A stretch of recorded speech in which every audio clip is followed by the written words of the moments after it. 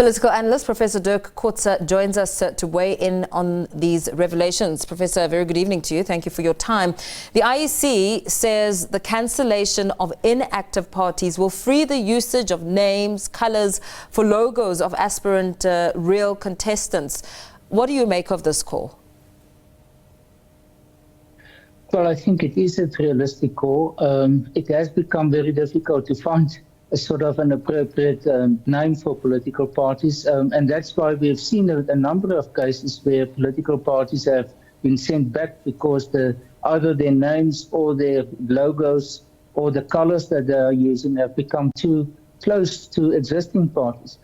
I think the party or the situation which caught most of the attention with last year's election was the Umkhonto weSizwe party. Yes. Not about similarities, but about the use of the name which was claimed to be that of the ANC or belonging to the ANC.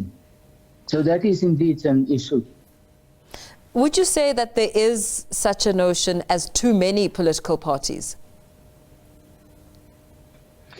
Well, I think what we have to distinguish is, as you indicated in your introduction, that some parties are only contesting elections or registered for elections at, for example, local government level. And that is where the majority of the parties in the past have been and at the moment to a large extent still are. So parties that are exclusively contesting national or in national and provincial elections are much less. If we look at the number of parties who actually participated in the election, for example, last year, at national level there were 52.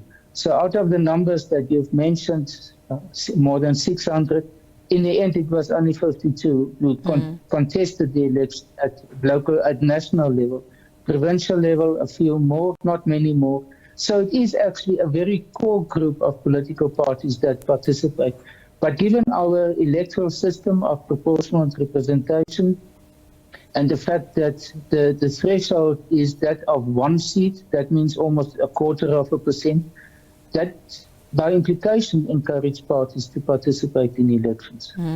As we talk numbers, would you say that the numbers have a real impact on our current political landscape? I don't think so. I've been last week at an event that was organized by the IEC, and there were some persons from the Democratic Republic of the Congo, and they demonstrated to us that they had a ballot paper of more than 30 pages before they started to use electronic voting. We don't have that yet. The last ballot paper for national elections were much bigger than maybe in the past, but it is still far removed from a situation where you have actually a type of a booklet almost as a ballot paper. When it comes to the SACP, I mean, the party has said that they have every intention of keeping their political party because of the plans of contesting elections outside of the ANC. What does this call by the IEC mean for the SACP's future as an independent political party? Well, they have to demonstrate that they are still active as a political party and not as a political party that with the intention of participating in elections. We've seen them participating in 2017 in by-elections, local government by-elections in Metsima Ole. And so they have therefore done it. There are many other parties who have never participated in any form of elections, even by-elections. So the Communist Party has some more of a proof that they intend to participate. We know that they took a decision earlier or last year already that they want to participate this coming local government election on their own. So in their case, I think there's more of a chance or more of a justification for them to continue as a registered political party than many others.